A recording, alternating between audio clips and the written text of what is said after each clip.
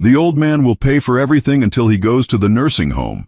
My son-in-law mocked, and my daughter laughed. I stayed silent. The next day, my daughter panicked. "Dad, I'm embarrassed at the store. You didn't pay my credit card bill?" My answer made him freeze. "I'm glad to have you here. Follow my story until the end and comment the city you're watching from, so I can see how far my story has reached. My name is George, and I'm 59 years old. Until last Sunday, I believed I still had a family that respected me. I was wrong. The dining room felt smaller than usual that evening, though nothing had changed about the mahogany table Margaret had picked out 23 years ago. The same cream-colored walls, the same family photos lining the mantelpiece, the same china cabinet filled with dishes we only used for special occasions. Everything looked the same, but something fundamental had shifted, and I was just beginning to understand what. Sarah arrived with Mark around 6, as they did every Sunday since Margaret passed 2 years ago. My daughter looked tired, stressed in a way that made the lines around her eyes more pronounced. Mark, my son-in-law of 8 years, walked in with that casual confidence he always carried, like he owned whatever space he entered. They both greeted me with the kind of obligatory warmth you reserve for distant relatives you see at weddings. "How was your week, Dad?" Sarah asked, settling into her usual chair while Mark headed straight for the kitchen to grab himself a beer without asking. "Same as always," I replied, serving the pot roast I'd spent the afternoon preparing. Cooking had become one of the few things that kept me busy since retirement. Mrs. Henderson next door mentioned her grandson got into college. Full scholarship. Mark returned with his beer and a smirk. "Must be nice to have a kid who actually makes something of himself." The comment hit differently than his usual jabs. There was something sharper in his tone, more deliberate. Sarah glanced at him with what looked like approval, not the embarrassment I'd grown accustomed to when he crossed lines. "Mark," I said carefully, "Tommy's doing well in community college. He's working hard." Tommy was Sarah's son from her first marriage, now 19 and living with his father across town. He'd always been a good kid, respectful, the kind of grandson who called on birthdays and remembered to say thank you. Mark had never shown him much interest, which I'd always attributed to the typical step-parent dynamic. "Community college," Mark repeated, taking a long drink. "Right. Well, we all have different definitions of success, I guess." Sarah cut into her meat with more force than necessary. "Dad, we actually wanted to talk to you about something tonight." My stomach tightened. In my experience, family conversations that started with, "we wanted to talk," never ended well. I set down my fork and waited. "It's about the house," she continued, not meeting my eyes. "This place is getting too big for you. All these stairs, the maintenance, the yard work. It's a lot for someone your age." "I manage fine," I said, though my knees had been aching more lately, and the roof did need some attention I'd been putting off. Mark leaned back in his chair, studying me like I was a problem to be solved. "George, let's be realistic here. You're not getting any younger. My uncle went through this same thing with my grandfather. Stubborn old guy, wouldn't admit he needed help until he fell down the stairs and broke his hip." The word old hung in the air like smoke. I was 59, not exactly ancient, but I could see how they might view someone their father's age as past his prime. Margaret had always said I looked younger than my years, but Margaret wasn't here to offer that comfort anymore. "I haven't fallen," I said quietly. "Yet," Mark added. "Look, there are some really nice places now. Not like the nursing homes you're probably thinking of. These are communities with activities and people your own age. You'd probably be happier." Sarah nodded enthusiastically, as if Mark had just solved a complex equation. "There's this place about 20 minutes from our house, Sunset Manor. They have a golf course, a dining hall, organized trips. You'd love it." I'd heard of Sunset Manor. It was the kind of place where families put relatives they didn't want to deal with anymore. Clean, efficient, expensive enough to ease guilty consciences, but ultimately a warehouse for people whose children had moved on with their lives. "I'm not ready for that," I said, my voice steadier than I felt. Mark's expression shifted, patience giving way to irritation. "When will you be ready, George? When you're 90 and can't wipe yourself? We're trying to plan ahead here. Be responsible." "Responsible for what?" "For you," Sarah said, as if it should be obvious. "Dad, Mark and I have been talking, and we think it would be better for everyone if you made this transition while you can still adjust properly." Better for everyone. The phrase settled in my chest like a stone. I looked at my daughter, really looked at her, and saw a stranger wearing Sarah's face. This was the little girl who used to crawl into my lap during thunderstorms, who cried when I taught her to ride a bike because she didn't want to let go of my hand. Now she was discussing my future, like I was a piece of furniture that no longer fit the decor. "I built this house for your mother," I said, my voice barely above a whisper. "We plan to grow old here together." Mark rolled his eyes. "Yeah, well, Margaret's not here anymore, is she? Time to face reality." The casual cruelty of it took my breath away. Sarah didn't even flinch. If anything, she looked relieved that Mark had said what she couldn't. I excused myself to get dessert from the kitchen, mainly because I needed a moment to compose myself. Standing at the counter, cutting into the apple pie I'd made that morning, I could hear them talking in low voices. I couldn't make out every word, but I caught enough. Stubborn as hell. Not going to be easy. Sooner we deal with this. When I returned with the pie, they were sitting closer together, presenting a united front. The message was clear. They'd made their decision, and my input was merely a formality. "This pie looks delicious, Dad," Sarah said with forced brightness. "You really shouldn't go to so much trouble for us." "It's no trouble," I replied automatically, though the words felt hollow. Mark took a large bite and grinned. "Hey, maybe they'll let you bake at Sunset Manor. I bet the old folks there would love this." They laughed together, and I felt something inside me break. Not dramatically, not with any great revelation, but quietly, like a thread finally snapping after being pulled too tight for too long. I finished my pie in silence while they discussed their upcoming vacation to Bermuda, a trip they'd booked using the credit card connected to my account. They talked about Mark's promotion at the insurance company, about Sarah's plans to redecorate their living room, about everything except the man sitting 3 feet away, who had just been told his life was no longer his own to live. When they left that night, Sarah hugged me the same way she always did, quick and distracted. Mark shook my hand with his usual firm grip and said, "Think about what we discussed, George. We just want what's best for you." I stood in the doorway and watched them drive away in the BMW I'd helped them finance, leaving me alone in the house that was apparently too big for me, surrounded by memories they considered obsolete. That night I sat in Margaret's favorite chair and stared at the family photos on the mantelpiece.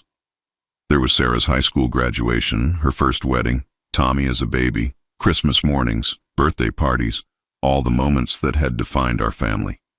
In every picture, I was there, the constant presence, the provider, the foundation they'd built their lives on. Now I was just an inconvenience to be managed. But as I sat there in the darkness, something unexpected began to stir in my chest. Not despair, though that was there too. Something harder, more determined. They thought I was just a tired old man who could be shuffled off to die quietly while they enjoyed the fruits of my lifetime of work. They had no idea who they were dealing with. The week following that Sunday dinner passed differently than any week since Margaret's death. Where I'd previously filled my days with routine maintenance, reading, and the occasional visit to the hardware store, I now found myself observing, really observing. I started paying attention to things I'd unconsciously ignored for months. The credit card statements that arrived in my name but were opened by Sarah during her visits. The way Mark always seemed to know exactly how much was in my checking account. The casual way they discussed expensive purchases, as if my money was a family resource rather than my personal savings. Tuesday morning I drove to the bank for the first time in over a year. I'd always trusted Sarah to handle the finances since Margaret passed, grateful for one less responsibility during those dark months of grief. Now I was beginning to understand the cost of that trust. Mr. Henderson, the branch manager, Janet, greeted me warmly. "It's been so long. How are you holding up? How are you?" "I'm doing better," I said, which felt true for the first time in months. "I'd like to review my accounts if you don't mind. All of them." Janet's smile faltered slightly. "Of course. Is everything all right?" "Just want to understand where I stand financially. You know how it is when you let someone else handle things for too long." She nodded sympathetically and led me to her office. What she showed me over the next hour made my hands shake with something between rage and disbelief. Sarah had been given power of attorney over my finances 6 months after Margaret's funeral, when I was still deep in grief and barely functional. I remembered signing the papers, though I'd been too numb to read them carefully. At the time, it had seemed reasonable. Sarah was my daughter, she worked in accounting, and I was struggling to manage basic daily tasks, let alone complex financial decisions. The statements revealed a pattern I'd been too trusting to see. Regular transfers from my savings to Sarah's account, always for reasonable-sounding purposes. Home repairs that I now realized had been done to her house, not mine. Medical expenses that seemed oddly frequent given that I rarely saw doctors. Credit card charges at restaurants I'd never been to, stores I'd never shopped at, for amounts that made my stomach turn.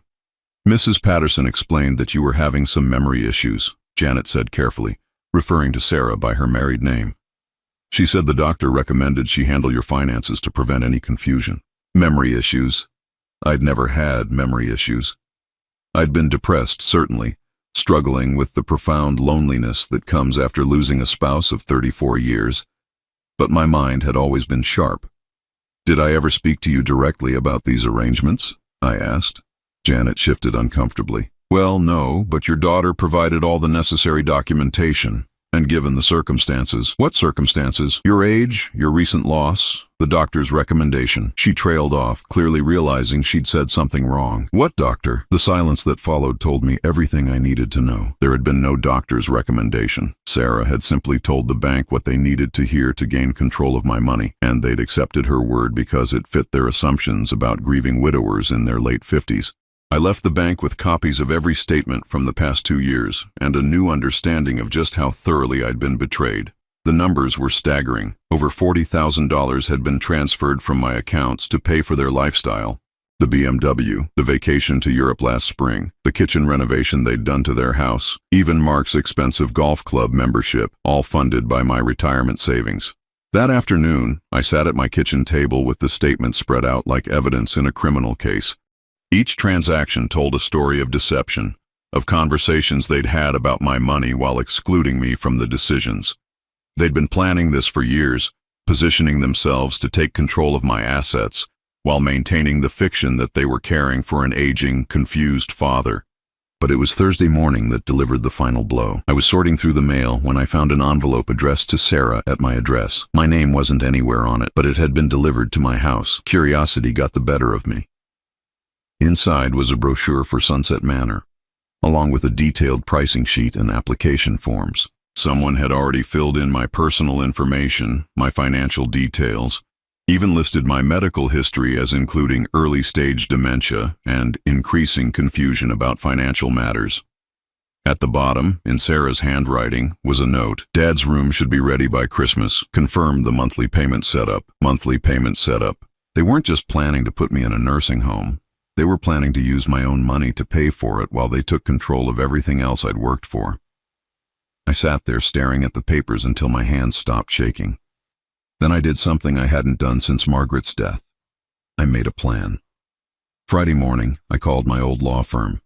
Not Sarah's friend who'd helped with the estate planning, but the firm where I'd worked as a paralegal for 22 years before retirement. I knew they'd give me honest advice, not whatever version of the truth would be most convenient for my daughter. Robert Chenoweth had been a junior associate when I retired. Now he was a partner. He agreed to see me that afternoon, and when I laid out the situation, his expression grew darker with each detail. George, I have to tell you, this is financial elder abuse. Clear as day. Your daughter has systematically deceived financial institutions and potentially forged medical documents to gain control of your assets. Can we fix it? Absolutely. But I need to know how far you want to take this. We can simply revoke her power of attorney and reclaim control of your accounts. Or, he leaned forward, we can make sure this never happens again. What do you mean? Well, let's start with the immediate issue. We can revoke all her access to your accounts today. Change banks if necessary. Set up new accounts she knows nothing about. Then we look at the bigger picture. Robert explained that I could legally reclaim everything she'd taken, demand repayment, even pursue criminal charges if I chose. But there was another option, one that appealed to me more than the drama of a courtroom battle. I could just disappear, I said slowly. Financially, I mean. Make it impossible for them to find or access my money. Robert smiled. That's certainly within your rights. In fact, given what they've planned for you, it might be the most poetic justice. We spent the next 2 hours setting up a completely new financial structure. New bank, new accounts, new credit cards, all in my name only. Robert would be my new financial power of attorney, but only in the event of genuine incapacity verified by multiple independent doctors. My assets would be protected by a trust that Sarah couldn't access or challenge. The most satisfying part was the safety net I created for Tommy. Sarah's son had always treated me with genuine respect, never asking for money or expecting anything beyond the grandfather I'd always tried to be. The trust would ensure his college education was fully funded, with additional support available for graduate school or starting a career.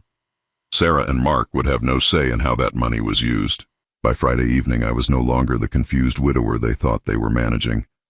I was a man with a plan, secure finances they couldn't touch, and a growing sense of anticipation for what would come next. Saturday morning, I found Sarah in my kitchen, going through my mail as if she lived there. She looked up when I entered, and for a moment I saw a flash of something that might have been guilt, before her usual casual entitlement returned. "Morning, Dad. I was just checking to see if your insurance statements came in. You know how you get confused about those." I poured myself coffee and sat across from her, studying her face. This was my daughter, the child I'd raised, loved, supported through every crisis and celebration of her life. The woman who was now planning to warehouse me in a nursing home while she spent my money on vacations. "Find anything interesting?" I asked. "Just the usual bills. Nothing you need to worry about." She had no idea that as of yesterday afternoon, she no longer had access to pay those bills even if she wanted to. The next time she tried to use one of my cards or transfer money from my accounts, she'd discover that her financial pipeline had been permanently severed. I watched her sort through the mail with the casual confidence of someone who believed she was in complete control of the situation. Soon, very soon, she was going to learn just how wrong she was, but first, I was going to let her try to use my credit card one more time, just to see the look on her face when it was declined. The anticipation was almost unbearable. The call came on a Tuesday morning at exactly 11:47 a.m. I know the precise time because I was sitting at my kitchen table, drinking coffee and reading the newspaper, when my phone rang with the frantic urgency that only comes from genuine panic. "Dad!" Sarah's voice was shrill, breathless. "Dad, something's wrong with your credit card." I set down my coffee cup slowly, savoring the moment I'd been anticipating for 3 days. "What do you mean, sweetheart?" "I'm at Wegmans, and your card was declined. The cashier said to call the bank that there might be a problem with the account. I have a cart full of groceries, and there's a line of people behind me." The embarrassment in her voice was palpable. I could picture her standing there in the checkout line, probably dressed in one of the expensive outfits she'd bought with my money, trying to maintain her composure while the card reader flashed "declined" for everyone to see. "That's strange," I said, injecting just the right amount of confusion into my voice. "Maybe I forgot to pay the bill." "Forgot to pay the bill?" Her voice cracked. "Dad, you never handle the bills. I handle all of that for you, remember?" "Oh, right, I get confused sometimes." There was a pause, and I could hear the murmur of impatient customers behind her. When she spoke again, her voice had taken on that carefully controlled tone she used when she was trying not to lose her temper in public. "Dad, can you call the credit card company? There has to be some mistake. I need to pay for these groceries." "Of course, honey. Let me see what I can find out." I hung up and immediately called Robert Chenoweth. "It's working," I told him. "She just tried to use the card." "How do you feel?" he asked.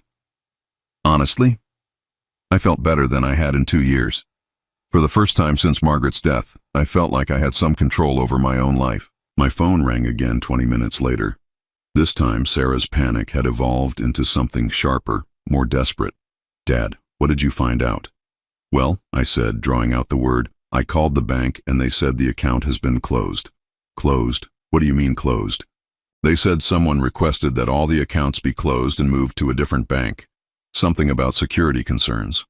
The silence on the other end was deafening. I could practically hear her mind racing, trying to process what this meant for her carefully constructed financial arrangements. "Dad," she said finally, her voice very small, "did you close the accounts?"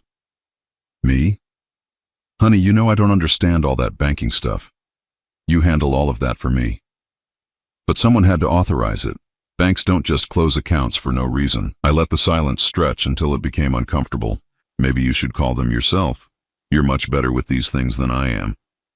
After I hung up, I found myself smiling for the first time in weeks. The beautiful irony of the situation wasn't lost on me. For months, Sarah had been treating me like I was too confused and incompetent to manage my own affairs. Now, when she desperately needed me to take action, she was discovering just how inconvenient my supposed incompetence could be. The next call came 2 hours later. This time, it wasn't just Sarah. "George, what the hell is going on?" Mark's voice boomed through the phone with none of his usual careful politeness. "Sarah's been on the phone with 3 different banks, and they're all telling her the same story. All your accounts have been moved." "That's what they told me too," I said mildly. "Strange, isn't it?" "Strange?" His voice rose an octave. "George, we have bills to pay. The mortgage payment is due tomorrow, and Sarah's been using your account to cover it since your name is on the deed. Actually, my name wasn't on their deed anymore. That had been one of the first things Robert and I had addressed. The house I'd helped them buy, the down payment I'd provided, all of it had been legally transferred back to me when we discovered they'd been using my credit to secure loans I'd never agreed to. But Mark didn't know that yet.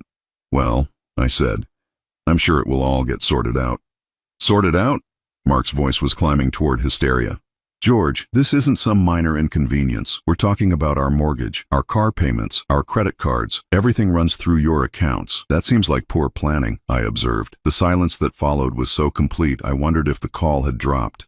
Then Mark spoke again, his voice low and dangerous in a way I'd never heard before. "George, I don't know what game you think you're playing, but you need to fix this, today." "I'm not playing any game, Mark. I'm just a confused old man who doesn't understand banking, remember?" I hung up before he could respond. The third call came that evening. Sarah was crying. "Dad, please. I know you're upset about our conversation last Sunday, but this is going too far. We can't access any of your accounts. The credit cards aren't working. Even the account where you deposit your Social Security checks has been moved." "Maybe someone stole my identity," I suggested. "I hear that happens to older people a lot. Dad, please stop. Just tell me which bank you moved everything to. We'll figure this out together." The desperation in her voice was genuine, and for a moment I felt a flicker of the old sympathy, the automatic urge to fix whatever was wrong in my daughter's life. Then I remembered the nursing home brochures, the forged medical documents, the $40,000 they'd stolen while treating me like I was too senile to notice. "Sarah," I said gently, "I think maybe this is a sign that you and Mark need to learn to handle your own finances."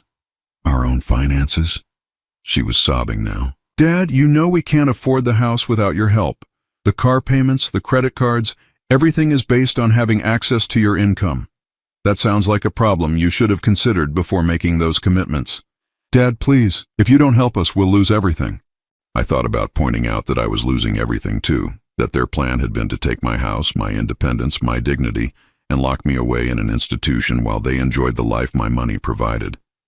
Instead, I simply said, "I'm sorry you're having financial difficulties, sweetheart. Maybe you should look into budgeting." The fourth call came at midnight. This time it was Mark, and he was drunk. "You think you're clever, don't you, old man?" His words were slurred but filled with venom. "You think you can just cut us off and what, we'll disappear? You need us, George. Who's going to take care of you when you start losing your mind for real?" I seem to be managing fine on my own. For now. But what happens when you fall down those stairs? What happens when you forget to take your medication or leave the stove on? You think you can live in that big house forever, but you can't. You're going to need help, and when you do, we're going to remember this conversation. The threat was clear, and it confirmed everything I'd suspected about their motivations. They'd never been concerned about my welfare. They'd been concerned about maintaining control over my assets. "Mark," I said calmly, "I think you've been drinking. You should probably get some sleep. Don't you dare hang up on me, you senile." I hung up. Wednesday morning brought a new development. Sarah showed up at my house at 7 a.m., still in her pajamas, her hair uncombed, her face red and swollen from crying. "Dad," she said the moment I opened the door, "we need to talk." I made coffee while she sat at my kitchen table, the same table where she'd discussed putting me in a nursing home just 10 days earlier. The irony wasn't lost on either of us. "Dad, I know you're angry about what we said last Sunday. I know we handled it wrong, but you have to understand, we were just worried about you. This house is so big, and since Mom died, you've seemed so lost." "I have seemed lost," I agreed. but I'm feeling much clearer now. She looked up at me with red-rimmed eyes. Then you'll fix this? You'll call the bank and get our access restored? I sat down across from her, studying her face. This was my daughter, the little girl I'd taught to ride a bicycle, whose scraped knees I'd bandaged, whose tears I'd dried 1,000 times. But looking at her now, all I could see was a stranger who had systematically deceived me for 2 years. Sarah, I said quietly, do you remember what you said to me last Sunday? She shifted uncomfortably. We were just trying to help. You said it would be better for everyone if I moved to a nursing home. Do you remember that? Dad, we didn't mean... You laughed when Mark called me a stubborn old man. You agreed when he said I didn't know when to get out of the way. Her face crumpled. We were just frustrated. Taking care of you is hard, and we're under so much pressure with the house and Mark's job and... Taking care of me? I interrupted. Sarah, when exactly have you taken care of me? She blinked, confusion replacing the tears. We come over every Sunday. We handle your finances. We make sure you're eating properly.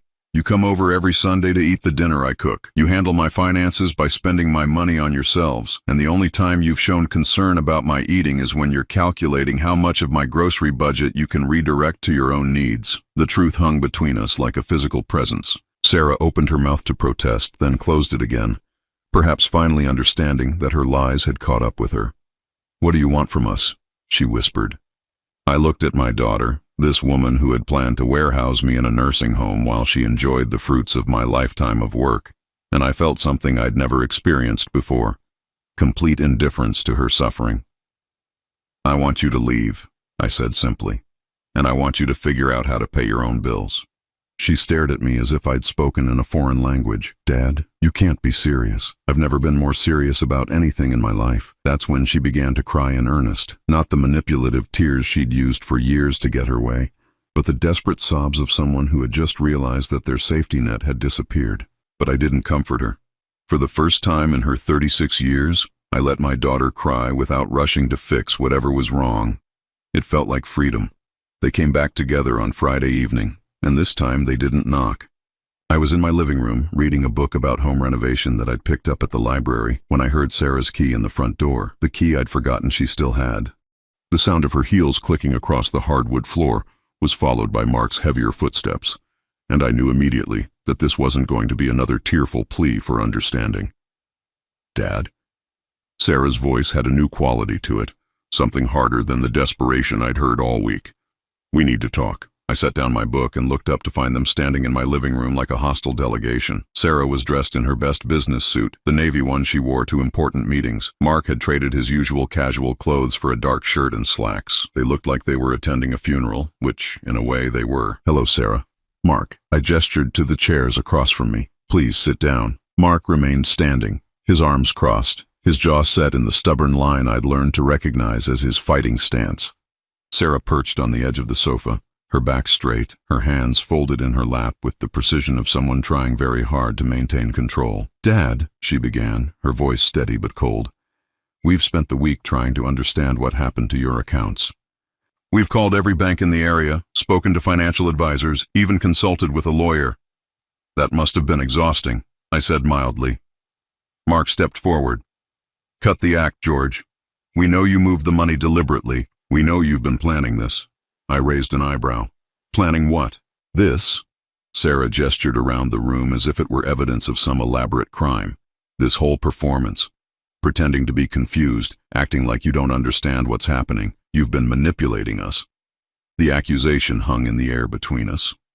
For a moment I felt a strange urge to laugh. After 2 years of them manipulating me, they were now upset that I had finally learned to play their game. I see, I said. And what exactly do you think I've been manipulating you into? Mark's composure cracked. You know damn well what. You've cut off our access to your money as some kind of revenge for suggesting you move to a retirement community. A retirement community, I repeated. Is that what we're calling nursing homes now? Sarah's cheeks flushed pink. Dad, Sunset Manor is a very nice facility. We weren't trying to get rid of you. No? I stood up and walked to the bookshelf where I'd placed the brochures I'd found in my mail. Then perhaps you can explain these. I handed her the Sunset Manor materials, watching her face as she recognized her own handwriting on the application forms. The color drained from her cheeks as she read the medical information she'd fabricated, the financial details she'd filled in without my knowledge, the note about confirming monthly payment arrangements. "Where did you get these?" she whispered. "They were mailed to my house, in your name, with my personal information already filled in, including a diagnosis of early-stage dementia that I was never aware I'd received." Mark snatched the papers from Sarah's hands, his face darkening as he read. "These don't mean anything. We were just exploring options." Options that included lying about my mental state to secure admission to a facility I never agreed to consider? "We weren't lying," Sarah protested, but her voice lacked conviction. "You have been confused lately, forgetful. Since Mom died, you've been different." "Different how?" "You forget conversations we've had. You repeat yourself. Sometimes you seem lost in your own house." I stared at my daughter, amazed by her ability to rewrite history to justify her actions. "Sarah, I have never been confused about anything except why my own family was treating me like a burden to be managed." Mark stepped between us, his face red with anger. "This is ridiculous, George. You're 60 years old, living alone in a house that's too big for you, with no real purpose or structure to your life. We were trying to help. By stealing my money?" The words hit the room like a slap. Sarah gasped, Mark's eyes widened, and for a moment no one spoke. "We didn't steal anything," Sarah said finally, her voice shaking. "You gave me power of attorney. You asked me to handle your finances. I gave you power of attorney to help me during the worst period of my grief, when I could barely function. I didn't give you permission to treat my bank account like your personal ATM." I walked back to the bookshelf and pulled out the folder Robert had prepared for me. It contained copies of every transaction, every transfer, every fraudulent charge from the past 2 years. I handed it to Sarah and watched her face as she flipped through the evidence of her systematic theft. $43,000, I said quietly. "That's how much you've taken from my accounts over the past 2 years. Your kitchen renovation, Mark's golf membership, your vacation to Europe, the down payment on your BMW. All of it funded by money you took from a grieving widower who trusted you." Sarah's hands were shaking as she read. "Dad, those weren't personal expenses. Those were family expenses. We're your family." "Family," I repeated. "Is that what you call people who plan to warehouse their father in a nursing home while they spend his life savings?" Mark grabbed the folder from Sarah, scanning the documents with growing alarm. "These numbers are wrong. We didn't take this much. Every transaction is documented," I said. "Every lie you told the bank, every forged authorization, every transfer you made while telling them I was too confused to manage my own affairs." The evidence was overwhelming, and they both knew it. Sarah sank back onto the sofa, her carefully constructed composure finally cracking. Mark continued reading, his face growing paler with each page. "We can pay it back," Sarah said suddenly. "If you're upset about the money, we can work out a payment plan." "With what?" I asked. "Your mortgage payment is 3 weeks overdue. Your credit cards are maxed out. According to the bank records, you haven't made a payment from your own account in over a year." Mark slammed the folder down on the coffee table. "That's because we've been taking care of you. Do you think it's free to drive over here every week? To handle your finances? To worry about your health and safety?" "Taking care of me," I said slowly. "Mark, in the 2 years since Margaret died, how many times have you asked how I was feeling?" He blinked, clearly not expecting the question. "How many times have you helped with yard work or house maintenance, or even offered to fix something that was broken? How many times have you invited me to your house for dinner, or included me in your vacation plans, or treated me like anything more than a source of funding for your lifestyle?" The silence stretched between us, heavy with unspoken truths. Finally Sarah spoke, her voice barely above a whisper. "We thought you were happy with the arrangement." "Happy?" I looked at my daughter, this woman who had once been the light of my life, and felt nothing but profound sadness. "Sarah, you thought I was happy being treated like a confused old man whose only value was his bank account. That's not how we saw you. It's exactly how you saw me. And when my usefulness as a financial resource started to interfere with your long-term plans, you decided to put me somewhere I couldn't cause problems." Mark's anger flared again. "Fine. You want to know the truth? Yes, we were planning to move you to Sunset Manor. Yes, we've been using your money to maintain our lifestyle. But you know what, George? You owe us." "I owe you?" "Damn right you owe us. Sarah spent her childhood taking care of her sick mother while you worked all the time. She sacrificed her college years to stay home and help with Margaret's cancer treatments. She gave up opportunities, relationships, her whole life to be the perfect daughter. And what did she get for it? A father who barely notices she exists unless he needs something. The accusation hit me like a physical blow. Margaret had been sick during Sarah's teenage years, battling breast cancer through grueling rounds of chemotherapy and radiation. I had worked long hours to pay for her treatment, often leaving Sarah to handle responsibilities no teenager should have to bear. "You're right," I said quietly. "I did work too much during those years. I did leave Sarah with more responsibility than she should have had." Mark smiled triumphantly, thinking he'd won the argument. "But," I continued, "that doesn't give either of you the right to steal from me now. It doesn't justify lying to banks, forging medical documents, or planning to commit me to a nursing home against my will." Sarah was crying again. But these weren't the manipulative tears I'd grown accustomed to. These were the desperate sobs of someone who had just watched their carefully constructed world collapse. "Dad, what do you want from us? We're sorry. We made mistakes, but we're your family. You can't just cut us off completely." I looked at my daughter, at this woman who had systematically betrayed my trust while claiming to care for my welfare, and I felt the last vestiges of my parental instinct die. "Sarah," I said gently, "I spent 36 years being your father. I clothed you, fed you, paid for your education, walked you down the aisle at your wedding, helped you buy your house, and supported you through every crisis in your adult life. But somewhere along the way, you stopped being my daughter and became someone who saw me as nothing more than a source of money. That's not true. It is true. And the proof is sitting right there in that folder. 2 years of evidence that you and Mark have been planning my life around your financial needs, not my well-being." Mark stepped forward, his face twisted with rage. "So what happens now? You're just going to abandon your own family?" I looked at him steadily. "Mark, you abandoned me the moment you decided I was too old and inconvenient to deserve respect. You abandoned me when you started planning to put me in a nursing home without asking my opinion. You abandoned me when you decided my money belonged to you. We never said your money belonged to us. You acted like it did. Every credit card charge, every bank transfer, every decision you made about my finances without consulting me.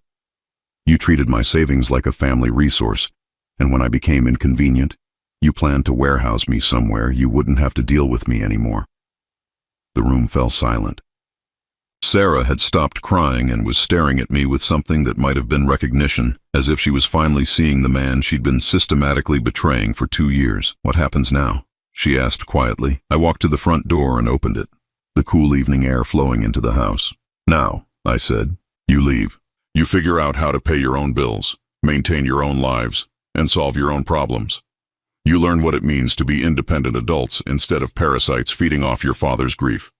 They stood there for a moment, clearly expecting me to soften, to offer some compromise that would allow them to maintain their lifestyle while saving face. When I didn't move from the door, Mark grabbed Sarah's arm. "Come on," he said. "He'll change his mind when he realizes he needs us." But as they walked past me, I spoke one more time. "Sarah, leave your key on the table." She turned, her eyes wide with shock. "Dad, you can't be serious. I've never been more serious about anything in my life." Slowly, she reached into her purse and placed the house key on the table by the door.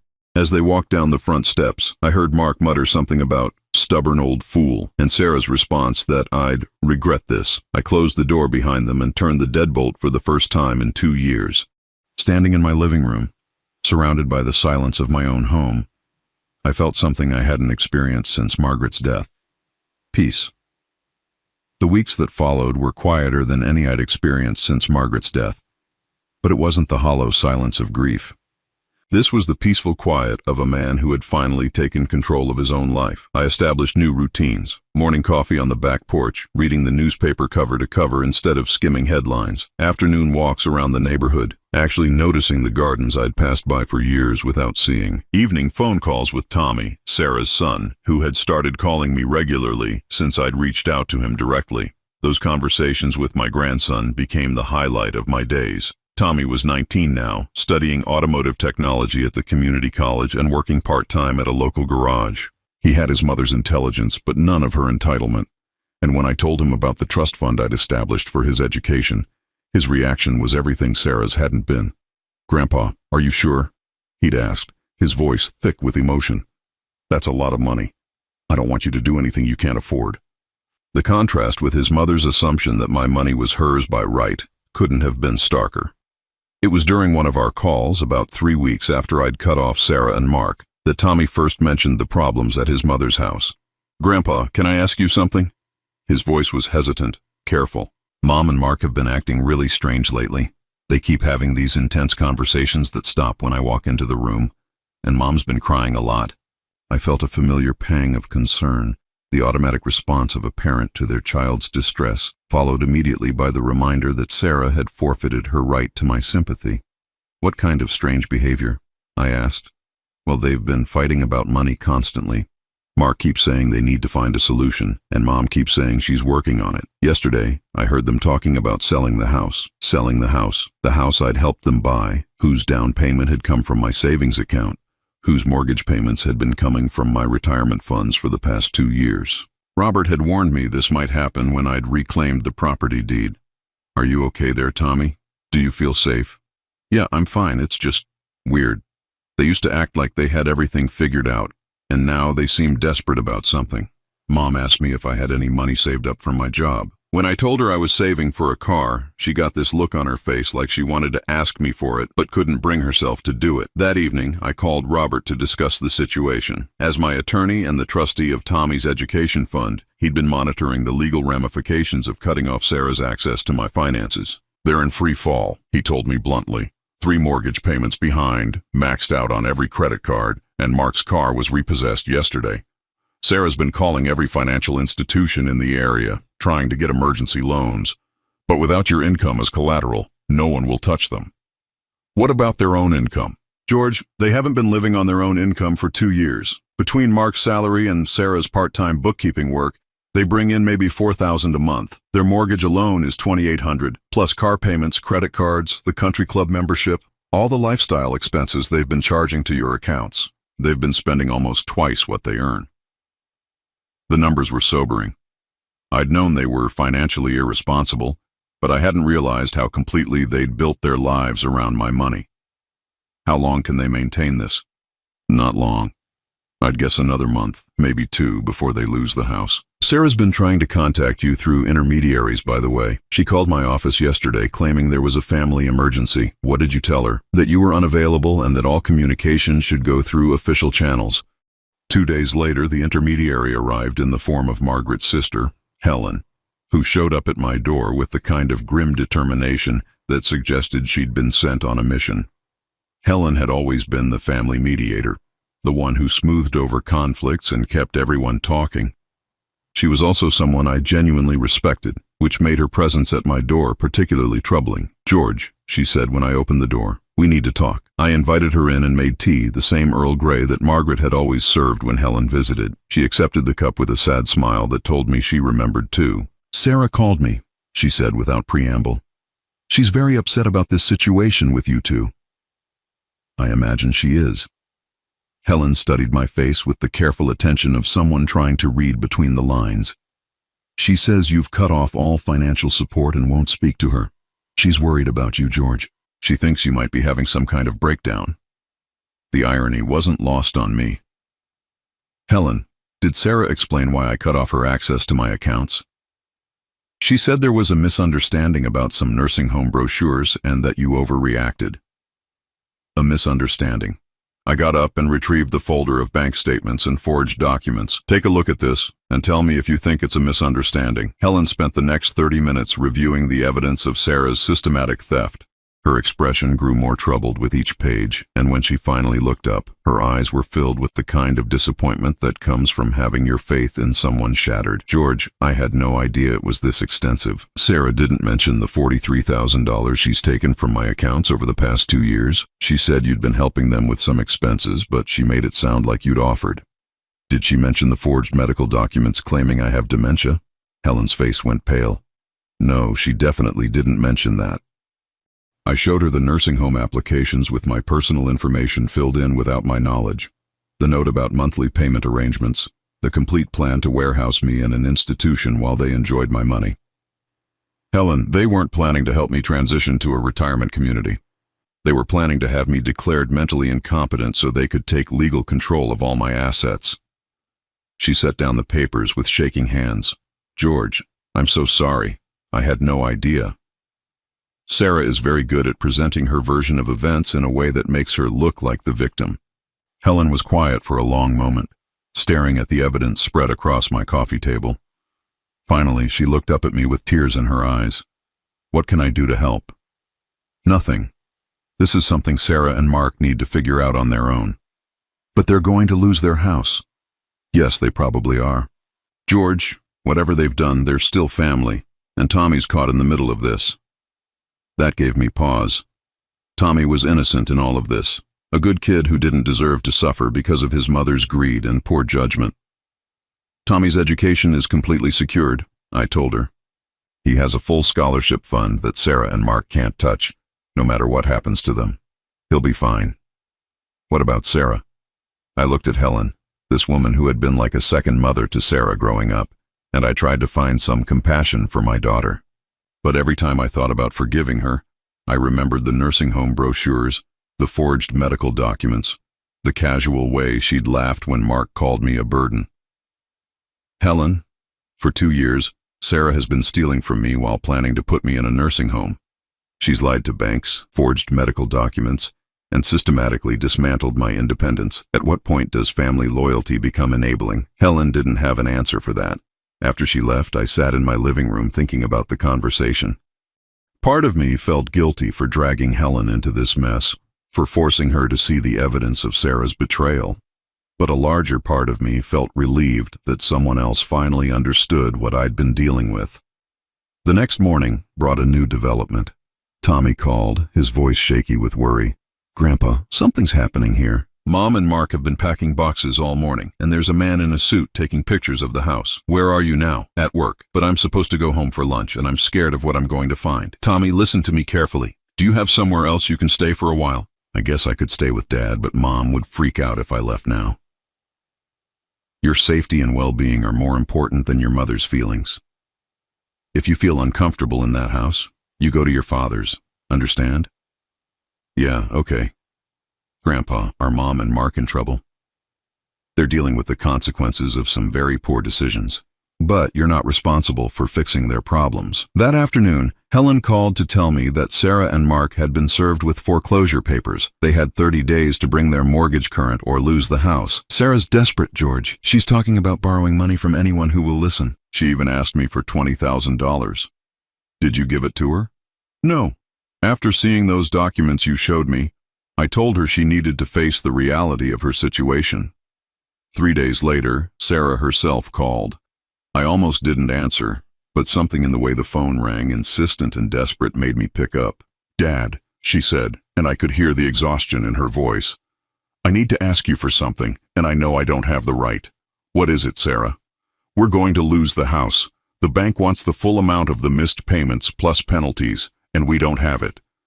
I'm not asking you to pay our mortgage or give us money for our lifestyle. I'm asking you to help us avoid homelessness. The plea was different from her usual demands. There was no entitlement, no assumption that I owed her anything, just desperate honesty.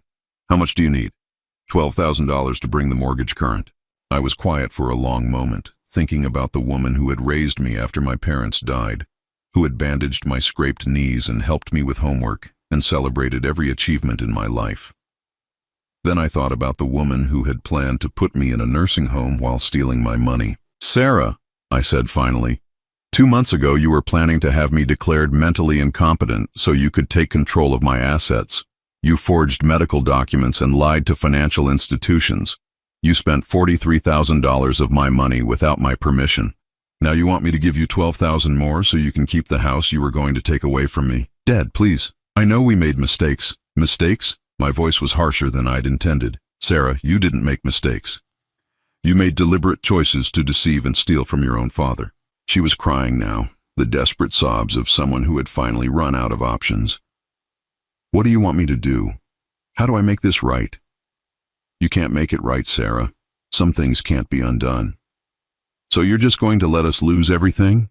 I thought about that question for a long moment. Was I letting them lose everything, or was I simply refusing to enable their irresponsible behavior any longer? Sarah, you lost everything the moment you decided to treat me like a confused old man whose only value was his bank account. I'm not taking anything away from you. I'm just refusing to continue funding a lifestyle you can't afford. The line was quiet, except for her crying. I'm sorry, Dad. I'm so sorry for everything. I know you are, sweetheart. But sorry doesn't give me back the 2 years of my life you stole, or the trust you betrayed, or the dignity you took away from me. After I hung up, I sat in my living room for a long time, thinking about the little girl who used to fall asleep in my lap while I read her bedtime stories. Somewhere along the way, that little girl had become a woman who saw her own father as nothing more than a source of money. The tragedy wasn't that Sarah and Mark were losing their house. The tragedy was that they had destroyed their family for a lifestyle they couldn't afford, and now they were facing the consequences of those choices. I felt sad for them, but I didn't feel guilty. For the first time in 2 years, I felt like I was exactly where I was supposed to be. 6 months later, I was standing in the garden of my new home, a modest 2-bedroom cottage just 3 miles from Tommy's college, watching my grandson help me plant tomatoes in the raised beds we'd built together the previous weekend.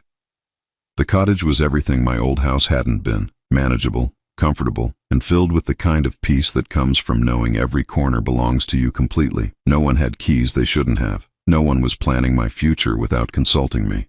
No one was treating my bank account like their personal fund. Grandpa, are you sure these tomato plants are going to make it? Tommy asked, brushing dirt from his hands. They look kind of small. Give them time, I said, watching him work with the same careful attention to detail that had made him such a good student. Sometimes the strongest things start out looking fragile. It had been Tommy's idea for me to move closer to his college. After the foreclosure, after his mother and Mark had separated, after the dust had settled on the wreckage of their financial collapse, he'd been the one to suggest that maybe I didn't need to live alone in a house too big for one person. Not because you can't handle it, he'd been careful to clarify, but because maybe you might enjoy having family nearby who actually appreciate you. The house sale had gone smoothly. Robert had handled all the legal details, ensuring that the proceeds were safely deposited in accounts only I could access. Sarah had made one last attempt to claim part of the sale money, arguing that she'd contributed to the home's value through the improvements she'd made with my credit cards. Robert had responded with a detailed letter outlining her theft, fraud, and attempted elder abuse. She hadn't contacted us again. Tommy finished planting the last tomato and sat back on his heels, surveying our work. Mom called me yesterday, he said quietly. This was the first time he'd mentioned Sarah in weeks.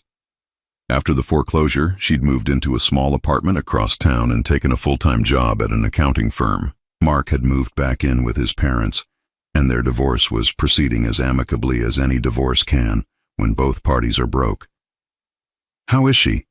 I asked, because despite everything, she was still my daughter. Struggling, but maybe in a good way. Tommy frowned, trying to find the right words. She's working a lot, taking responsibility for her bills. She asked me to tell you that she's been going to counseling. That's good to hear. She also wanted me to tell you that she understands why you can't forgive her and that she's not asking you to. She just wanted you to know that she finally gets it. I nodded, not trusting myself to speak. Forgiveness wasn't something I'd thought much about in recent months. I'd been too busy rediscovering who I was when I wasn't being manipulated and stolen from. Do you miss her? Tommy asked. It was a fair question, and one I'd been asking myself. Did I miss the daughter who had laughed at Mark's jokes about putting me in a nursing home? Did I miss the woman who had forged medical documents to have me declared incompetent? Did I miss being treated like a confused old man whose only value was his bank account? I miss who I thought she was, I said finally. I miss the daughter I believed I had. But that person might not have existed for a long time. Tommy was quiet for a moment, pulling weeds from between the plants. She told me once that she never thought you'd actually cut her off. She said she was sure you'd give in eventually because parents always forgive their kids. What do you think about that? He looked up at me with serious eyes. I think some things are unforgivable, and I think maybe that's okay. We worked in comfortable silence for a while. 2 generations of men who had learned that family isn't defined by blood alone, but by respect, honesty, and genuine care for each other's well-being. Later that afternoon, as Tommy was getting ready to head back to his dorm, he paused at the front door with the kind of hesitation that suggested he had something important to say. Grandpa, can I tell you something? Of course. I'm proud of you, for standing up for yourself, for not letting them treat you like that anymore. He paused, searching for the right words. I know it wasn't easy to cut off Mom, but watching what you did taught me something important about self-respect. After he left, I sat on my front porch with a cup of coffee, watching the neighborhood come alive with the sounds of evening. Children playing in yards, families gathering for dinner, couples walking their dogs. Normal life, the kind I'd forgotten existed during those 2 years of manipulation and theft. My phone rang, and I was surprised to see Helen's name on the caller ID. We'd spoken occasionally since the day I'd shown her the evidence of Sarah's betrayal, but always briefly, carefully. George, I hope I'm not disturbing you. Not at all. How are you, Helen? I'm well. I'm calling because I wanted you to know that I saw Sarah last week. She asked me to give you a message if you're willing to hear it. I hesitated. 6 months ago, I would have said no immediately, but something about the peace I'd found in my new life made me feel secure enough to listen. What did she want to say? She wanted you to know that she's paying back the money. Not to you directly because she knows you don't want contact with her, but to a charity that helps elderly people who've been financially abused. She's been making monthly payments from her salary. The gesture surprised me, not because it erased what she'd done, but because it suggested she might finally understand the gravity of her actions. She also wanted you to know that she's grateful you secured Tommy's education. She said she realizes now that you were protecting him from her poor judgment. Is she doing okay? Really? Helen was quiet for a moment. She's learning to live within her means for the first time in her adult life. It's been hard for her, but I think it's been necessary. She's taking responsibility for her choices in a way she never has before. After we hung up, I thought about that conversation for a long time. Sarah was paying back the money she'd stolen, not to me, but to help other elderly people who had been victimized by their own families. It was a form of justice I hadn't expected, and one that felt more meaningful than any personal apology could have been. That evening, I called Robert to discuss something I'd been thinking about for weeks. I want to change my will, I told him. Any particular reason? I want to establish a foundation, something that helps elderly people who are being financially abused by family members. I want it funded well enough to provide legal assistance, financial counseling, and support for people who need to escape these situations. Robert was quiet for a moment. That's a significant undertaking, George. Are you sure? I've never been more sure of anything. I had the resources and knowledge to fight back when my family tried to exploit me. Most people in my situation don't have those advantages. What about Tommy's inheritance? Tommy's education and early career support are already fully funded. This would be in addition to that, not instead of it.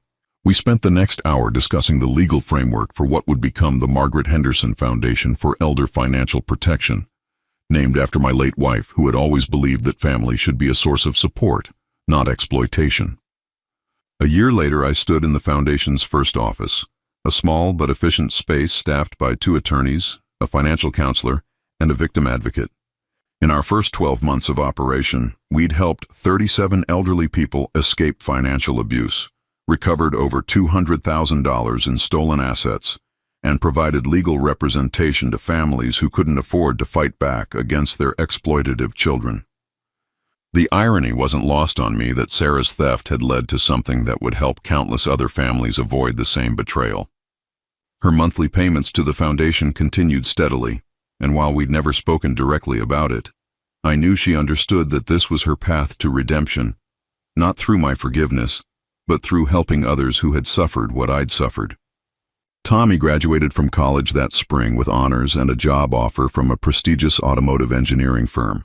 At his graduation party, held in my cottage's backyard, he gave a speech that brought tears to my eyes. I want to thank my grandfather, he said, looking directly at me, for showing me what integrity looks like, for teaching me that sometimes the most loving thing you can do is refuse to enable someone's bad behavior, and for proving that it's never too late to start over and build something meaningful. As I looked around at the small gathering of friends Tommy had made, neighbors I'd come to know, and colleagues from the foundation, I realized something profound. I had found my family. Not the family I was born into or married into, but the family I had chosen, made up of people who valued me for who I was, not what I could provide. That night, as I sat on my porch watching the stars, I thought about the journey that had brought me to this point. The humiliation of being planned for like a piece of furniture, the betrayal of discovering my daughter's systematic theft, the loneliness of cutting ties with people I'd loved my entire life. But I also thought about the strength I'd discovered in myself, the peace that came from living authentically, and the satisfaction of building something meaningful from the wreckage of my old life. My phone buzzed with a text from Tommy. "Thanks for an amazing graduation party, Grandpa. I'm proud to be your grandson." I smiled, typed back, "I'm proud to be your grandfather," and meant every word. The past couldn't be changed. Sarah would always be the daughter who had tried to steal my independence and dignity. Mark would always be the son-in-law who had mocked my age while planning to warehouse me in a nursing home. But the future was mine to write, and I was writing it surrounded by people who saw me as George the foundation founder, George the mentor, George the friend, George the grandfather, who had taught his grandson that self-respect was worth more than family peace. As I turned off the porch light and headed inside, I felt something I hadn't experienced in years: complete contentment with my choices. I had lost a family, but I had gained myself. And for the first time since Margaret's death, that felt like enough. Now I'm curious about you who listened to my story. What would you do if you were in my place? Have you ever been through something similar? Comment below. And meanwhile, I'm leaving on the final screen 2 other stories that are channel favorites, and they will definitely surprise you. Thank you for watching until here.